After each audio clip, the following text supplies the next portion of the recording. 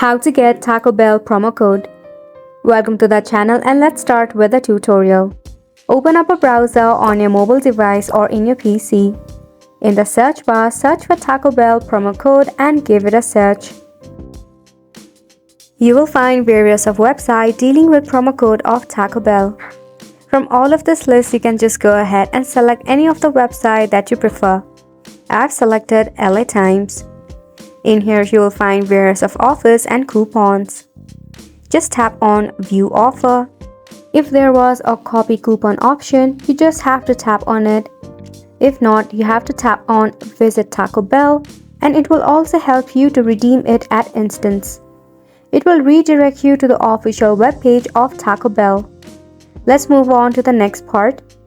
To redeem the Taco Bell, you actually have to go ahead and purchase some of the food items from the web page.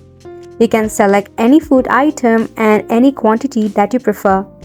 When you are checking out and selecting a payment method, you should find a box where it says Apply promo code or gift code. You simply have to enter the promo code that is simply copied.